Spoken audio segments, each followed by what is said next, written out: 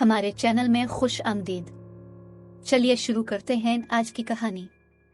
हमारी एक पुरानी मुलाजमा जिसका नाम बानो था, इस वक्त से हमारे यहाँ काम करती थी जब मैं अभी पैदा भी नहीं हुई थी और भाई जोहेब इस वक्त 5 बरस के थे। बानो हमारी खानदानी मुलाजमा थी, हमारे दादा जान के ज़माने से थी और हमारी आया भी थी, लेकिन हमारे घर के काम कर दिया करती थी। ये इसका मामूल था कि सुबह सवेरे ही आ जाती और रात तक रहती। रात को इसका खावंद आकर उसे ले जाता था, जिसका नाम सोहारा था। इसने तकरीबन 40 बरस हमारी खिदमत की और जब वो बीमार रहने लगा तो ताया जी ने इसको रुखसत दे दी और वो आज़ाद हो गया। अब कभी वो घर पर रहता और कभी जंगल से लकड़ियां वगैरह काटने चला जाता। यूं उसके कुंबे का गुजारा किसी न किसी तरह हो रहा था। बानो की 4 बेटियां और 2 बेटे थे। जब वो काम करने आती इसके बच्चे घर पर रहते। सबसे बड़ी लड़की रुकया बीबी अपने छोटे बहन भाइयों को संभालती और घर का काम काज भी कर रखती। ताया और बाबा जान की मुश्तरका जमींदारी थी, लिहाजा साल भर का खर्चा वो बानो को इकट्ठा गंदम और चावल की चंद बोरियों की सूरत में फसल पर दे दिया करते थे। एक दिन बानो ने आकर बताया कि इसके शौहर की तबीयत बहुत खराब हो गई है, इसे अस्पताल ले जाना है। अब्बा जान फौरन सोहारे को अस्पताल ले गए। डॉक्टर ने बताया कि इसको कैंसर है और आखिरी स्टेज है, ये थोड़े दिनों का मेहमान है। जिस कदर इलाज हो सकता था ताया जान ने कराया, लेकिन इसका जो वक्त आखिर मुकर्रर हो चुका था इसमें किसी तरह की तौसी नहीं हो सकती थी, लिहाजा जितनी जिंदगी बाकी थी वो इतने दिन सांस ले सका और फिर इस दुनिया से रुखसत हो गया। इसकी वफात से 2 माह पहले बानो हद से ज्यादा परेशान रहने लगी थी।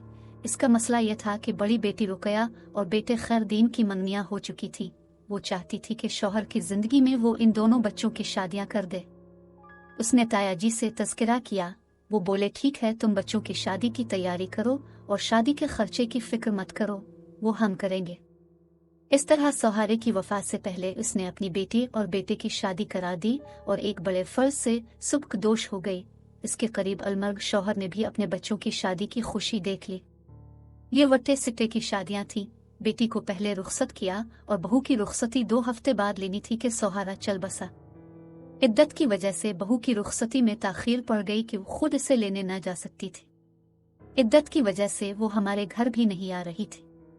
ताहम उसने सोचा कि बेटे को भेज कर देखती हूँ, अगर वो लोग इसके साथ इसकी मनकूहा को रुखसत कर देते हैं तो घर का मसला घर में हल हो जाएगा। लेकिन रुकया के सास ससुर ने अपनी बेटी फौजिया को इस तरीके से रुखसत करना मंजूर न किया तो रुकया ने बानो से कहा, माँ आप जरा सब्र कर लो, मेरे सास ससुर का कहना है कि वो फौजिया को आपकी इद्दत पूरी हो जाने के बाद रुखसत कर देंगे। मरने वाला आखिर तो उनका तायाजाद था। वो चाहते हैं कि सोग पूरा हो जाए तो उनकी बेटी आपके घर में कदम रखे। बड़ी बेटी के समझाने से बानो खामोश हो रही और उसकी बहू माँ बाप के घर में रहती रही। जब इद्दत की मुद्दत खत्म हो गई तो बानो हमारे घर आए। इसने अम्मा को बताया ये मामला है जिसकी वजह से वो परेशान है। इसकी बेटी तो उनके घर में बस रही है, लेकिन अपनी बेटी की रुखसती में वो लोग बहानों से काम ले रहे हैं। अब जबकि मेरी इद्दत और सोग की मुद्दत भी खत्म हो चुकी है, मैंने खैरदीन को इसकी दुल्हन लाने को भेजा मगर उन्होंने इनकार कर दिया है। वालिद साहिब बोले, बानो बीबी पहले तो तुम खुद बहू को लेने जाओ।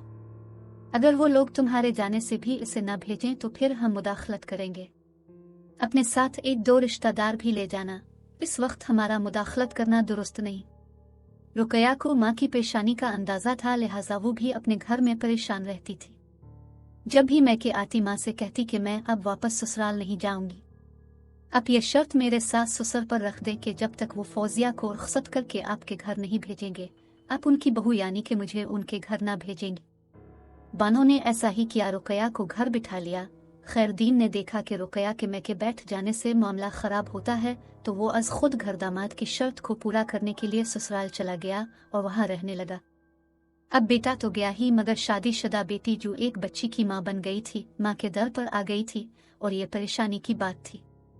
माँ ने रुकया को समझाया, बेटी अगर उन लोगों ने जिद पकड़ ली और तुमको लेने कोई ना आया तो उम्र भर में के बैठी रह जाओगी। तब तेरी बच्ची का क्या बनेगा? यकीनन वो किसी दिन आकर उसको तुम्हारी गोद से छीन कर ले जाएंगे। खैरदीन सियाना लड़का है, आज न कल वो वापस आ ही जाएगा और हमको अकेला नहीं छोड़ेगा, मगर तेरा इस जिद में घर न उजड़ जाए, लिहाजा तो अपने घर चली जा। माँ के समझाने से रुकया अपने घर चली गई। अब ना तो रुकया माँ से मिलने आती और ना खैर दीन आता। वो ससुराल में बीवी के साथ रहने लगा। अब बानो को बेटे की जुदाई बेहद शाक गुजरती थी। वो अक्सर बेटे का जिक्र करते रो पड़ती थी। अम्मा और चाची ने समझाया, जब तेरी बेटी और बेटा वहाँ खुश व खुर्रम है तो क्यों रोती है? रुकया ने तो ससुराल में रहना ही है, बहू और बेटा आ जाएंगे तो तेरा खर्चा ही बढ़ाएंगे। जब सब ने ऐसा ही कहा तो बेचारी बानो ने सब्र कर लिया। इसी दौरान उसकी दोनों छोटी लड़कियां शादी के लायक हो गईं तो इसने उनको भी अपने रिश्तेदारों में बया दिया। वो अपने घरों की हो गई। बानो को उनकी तरफ से सुकून मिल गया क्योंकि वो अपने घरों में खुश व खुर्रम थी। इन लड़कियों का जहेज और खर्चा भी बाबा जान और ताया जी ने मिलकर दिया था कि इन दिनों जमींदारों की यही रवायत थी। चंद दिन बानो सुकून में रही। वो अब बाकायदगी से हमारे घर आने लगी थी। अचानक इसको फिर से मुसीबतों ने घेर लिया। बानो का अपना मकान था। 1 कनाल का रकबा रहाइश के लिए बड़ा होता है। दरअसल सस्ते वक्तों में यह जगह बानो के ससुर ने खरीदी और घर भी इसी ने बनवाया था। आधे रकबे पर रहाइश तामीर थी और आधे रकबे का सहन था। ससुर के मरने के बाद सौहारे के छोटे भाई ने अपना आधा हिस्सा भी सौहारे को फरोख्त कर दिया। यूं तमाम मकान बड़े भाई का हो गया। अब इसमें बानो के देवर का कोई हिस्सा न था, लेकिन भाई के मरते ही उसकी नजरें फिर से इस मकान पर थी और अब इसको हथियाने का सिर्फ एक ही रास्ता था कि वो बेवा भाभी से निकाह कर ले। बानो के देवर का नाम सगीर अहमद था। वो शादीशुदा था। इसके बावजूद आए दिन वो बेवा भाभी के घर रहने लगा। वो उससे शादी के लिए कहता था कि किसी तरह मकान अपने कब्जे में कर ले।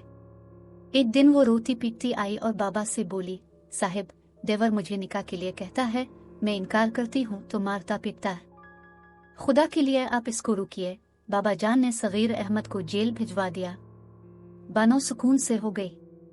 कुछ ही दिन गुजरे थे कि किसी ने इत्तला दी, बानो की दूसरे नंबर वाली बेटी रफीका को इसके शौहर ने कत्ल करके नहर में डाल दिया है और खुद फरार हो गया। इसे तो बिल्कुल यकीन नहीं आया क्योंकि इसकी ये लड़की तो अपने घर में बहुत खुश थी। ताया हालात का पता करने गए तो पता चला कि रफीका के शौहर ने एक औरत भगाई थी, जिसके वारिसों ने धमकी दी थी कि हम तेरी बीवी को एक दिन इसी तरह उठा लेंगे जैसे तूने हमारी औरत उठाई है। इस दबाव में रफीका के शौहर ने पहले अपनी बीवी को कत्ल किया, फिर इस औरत को भी कत्ल कर दिया जिसको भगा कर लाया था। इसके बाद वो खुद फरार हो गया। अलबत्ता ताया जी ने उसकी तरफ से इसके मफरूर दामाद पर पर्चा कटवा दिया। उन्हीं दिनों बानो का देवर सगीर अहमद भी जेल से बाहर आ गया। जब इसको पता चला कि इसकी भतीजी कत्ल हो गई है, वो बानो के पास अफसोस करने आया और अपने साबिका रवैये की मुआफ़ी भी तलब की। इसने देवर को मुआफ कर दिया, ये सोच कर कि शायद वो अब रास्त पर आ गया है। देवरानी भी दुख बांटने को आई तो इसने उन पर एतबार कर लिया। एक दिन सगीर अहमद दोबारा आया और कहा कि मेरी बीवी बीमार है और तुमको याद कर रही है। सादा दिल बानो ने यकीन कर लिया और मेरे बाबा जान से देवर के साथ इसके घर जाने की इजाज़त मांगी। ताया जान ने मेरे वालिद को मना किया कि तुम बानो को छुट्टी मत देना, ये कहीं देवर के साथ चली ना जाए।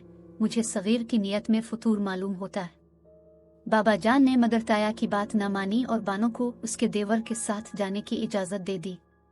2 दिन भी नहीं गुजरे थे कि इत्तला आई, बानो देवर के घर में कपड़ों में आग लगने से जलकर मर गई है। बाबा जान और ताया जी पुलिस ले गए। तफ्तीश पर पता चला कि बानो खुद जलकर नहीं मरी बल्कि देवर ने इसको मारकर जला दिया और उसकी जली हुई लाश को बानो के ससुराल के दरवाजे पर फेंककर खुद फरार हो गया है। इस वाकया से ताया जी तैश में आ गए। उन्होंने बाबा जान से झगड़ा किया कि तुमने बानो को क्यों कर सगीर अहमद के हवाले किया जबकि मैंने मना किया था। अब हम खानदानी लोग कहलाने के हकदार हो सकते हैं अगर हम अपने आबाई मुलाजमों का तहफ़्फ़ुज़ भी ना कर सकी। तुमने अपनी और मेरी ही नहीं हमारी खानदानी रवायात को तोड़ा है। बेहतर है इन जमीनों को आग लगा दो।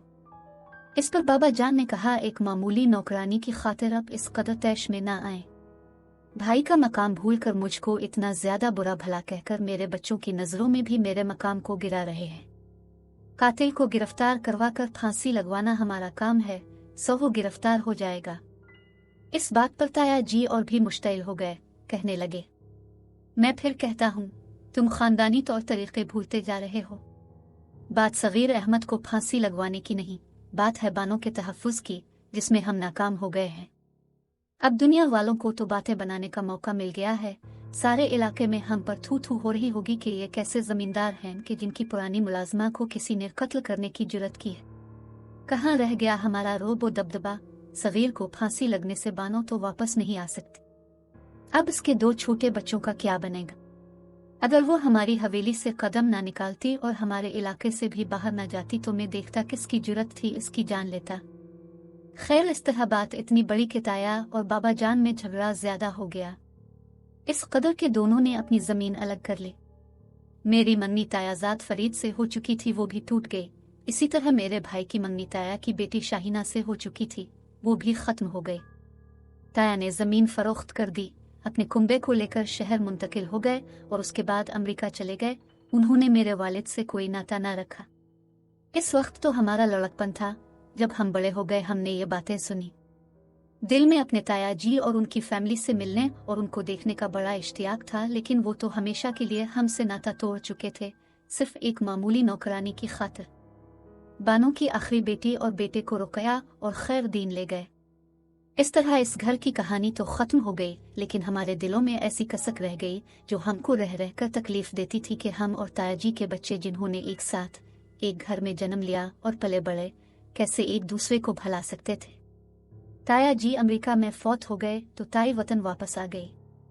इन दिनों अभी पाकिस्तान वजूद में ना आया था और उनका मैका दहली में था। वो अपने मैके दहली चली गई और हम तो यहाँ सादिक आबाद में रहते थे। बाद में पाकिस्तान बन गया, हम यहाँ और वो वहाँ के हो रहे। हम सब बहन भाइयों की शादियां हो गई। बाबा जान भी दूसरे जहां को सुधार गए। वक्त गुजरते देर नहीं लगती, कई बरस गुजर गए, दिल से मिलने की आस न गई। अब तो वो इंडिया के और हम पाकिस्तान के हो चुके थे। वीजा की पाबंदियां थी, मगर मैं हमेशा दुआ किया करती थी काश हम ताया की फैमिली से मिल पाते। कभी कभी दुआएं देर से कबूल हो जाती हैं, मेरी भी दुआ कबूल हो गई।